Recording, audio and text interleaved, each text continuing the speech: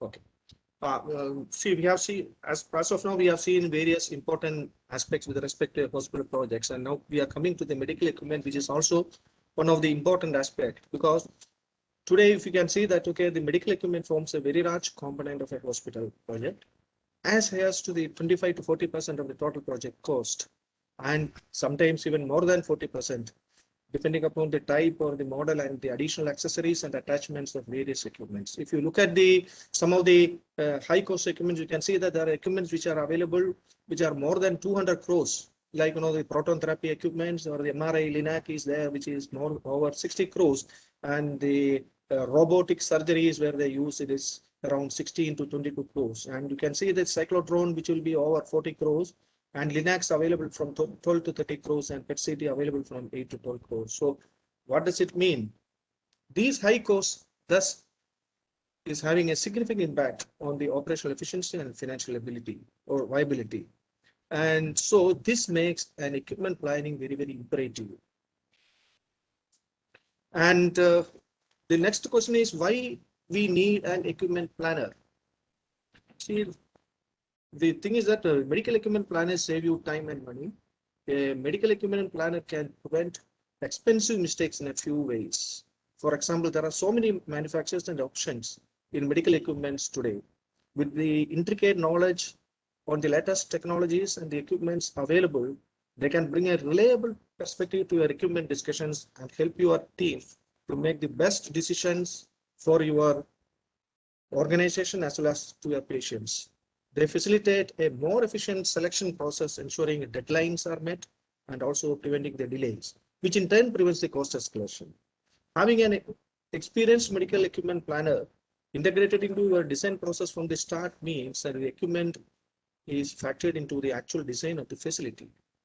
And a planner ensures each machine fits where it needs to go and can function effectively.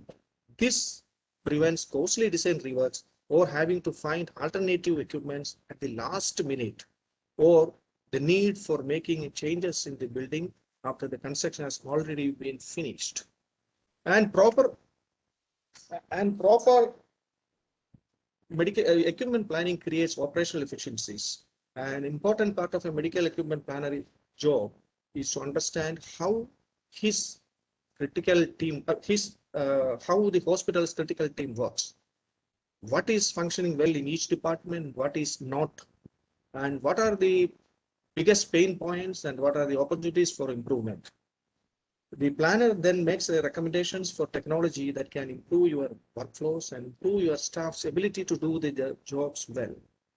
The right equipment put in the right places can help clear bottlenecks and increase the speed and accuracy and reduce the errors. Now, even the good medical equipment choices increases the patient satisfaction. The equipment you choose can significantly impact the patient experience. The equipment that is hard for your staff to use or maneuver around, is unreliable, or doesn't fit into your processes is detrimental to the environment of care. A good medical equipment planner will arm you with the technology to get patients in and out efficiently, get faster test results, and ultimately lead to the better outcomes. And patients can also sense a high functioning healthcare environment, which increases their confidence in your hospital.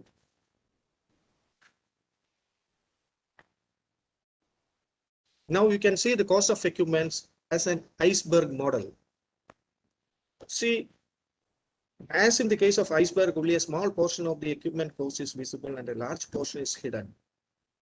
The purchasing cost cover only a part of the total cost of the ownership. There are so many hidden costs related to the, say for example, transportation, installation, accessories costs, maintenance, consumable costs, staff costs, training, operational costs, administrative costs, repair and spares costs, AMC costs, decommissioning costs, especially with respect to the, radiation setup, etc. These are all like a hiding expenses. So when purchasing the medical equipment, your budget should plan for all the hidden costs too, also along with the purchase cost.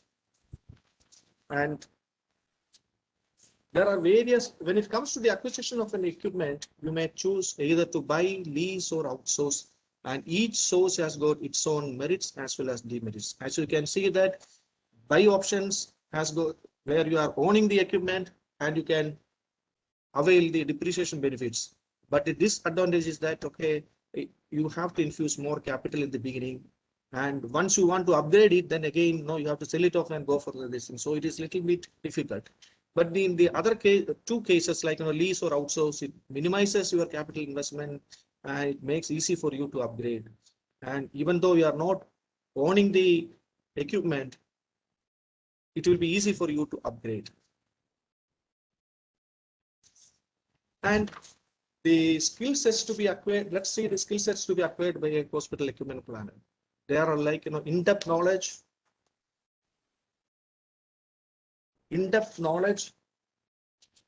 of all types of medical equipment and their cost, a clear understanding of the clinical processes where the equipments are going to be used, and has to be up to date with the latest equipments and technology, and should have the ability to plan, schedule, and budget, and has a deep understanding of the layout designing and space requirements for each and every equipment.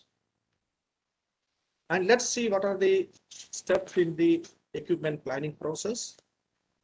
See, every hospital is unique in its sense. So the first step is the need analysis.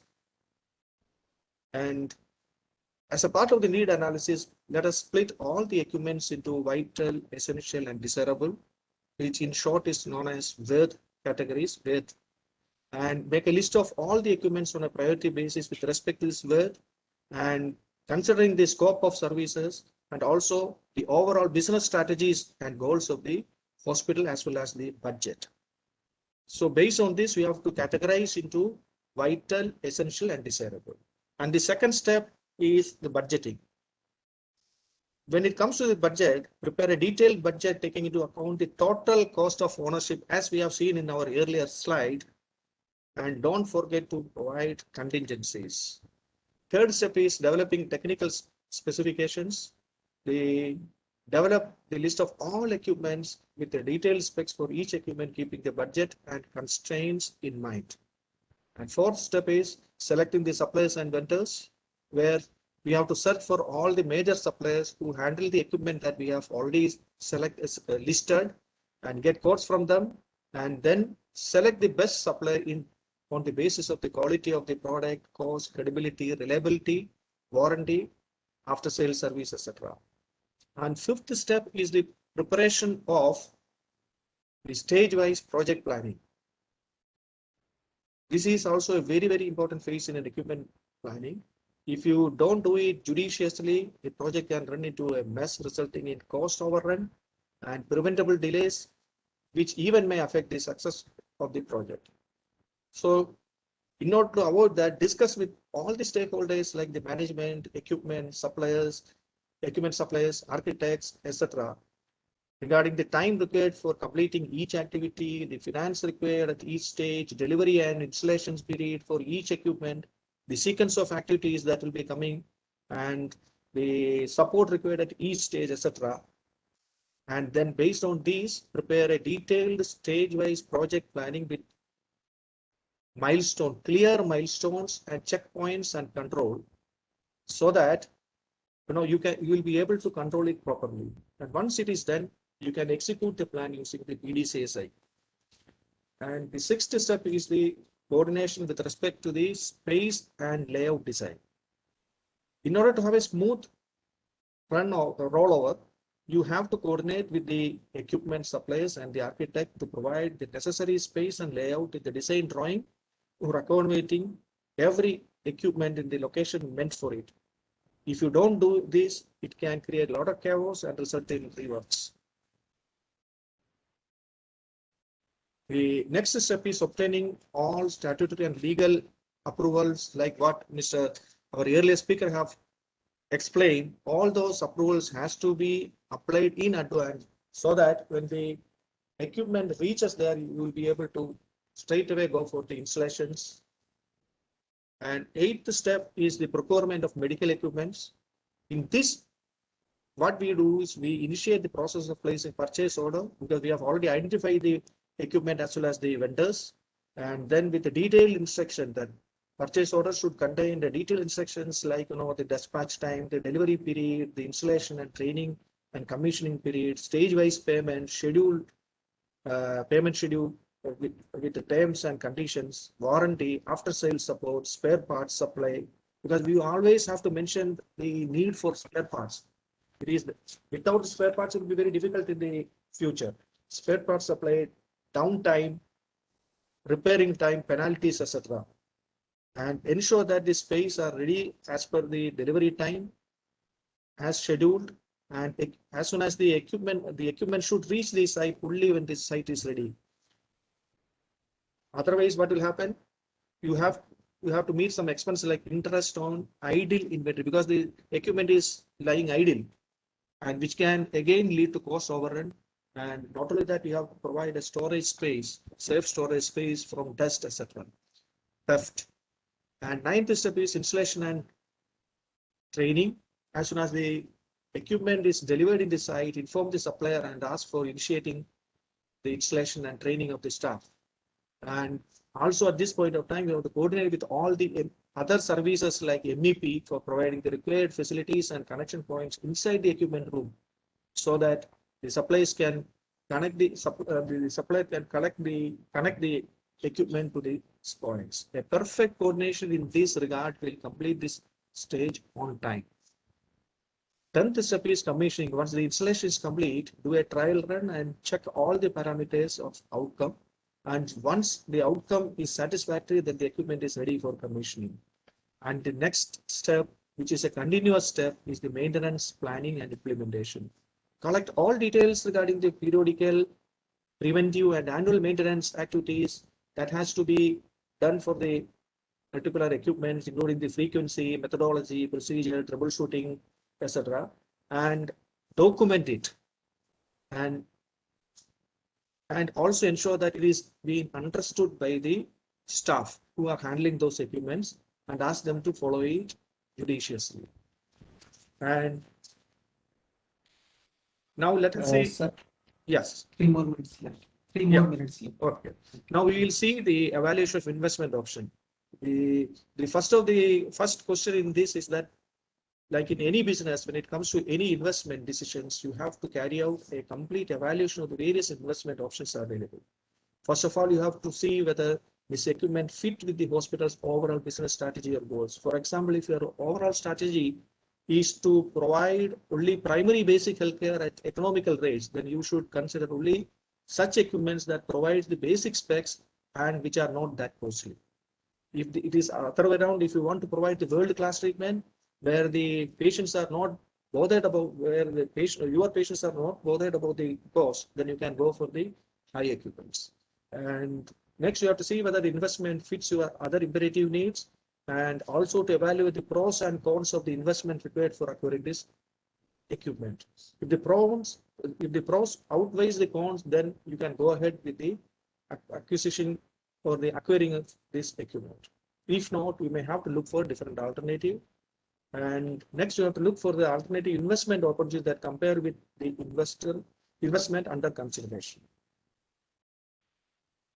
And finally, the financial analysis.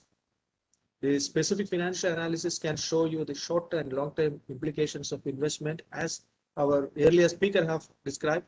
But about the break-even analysis has been described in depth, and the thing is that lower the break-even, it is always better. And payback analysis, another factor which will tell you how many years it will take to recover the money what you have spent on acquiring that equipment with the net revenue which are coming from it. So if the payback period is significantly greater than or equal to the economic life of the equipment, then the investment can be considered as worth making. Otherwise, it is not advisable to invest on that equipment. And the another thing is the net present value analysis. You know that, okay, this shows the potential investment would be compared with any other opportunity to invest.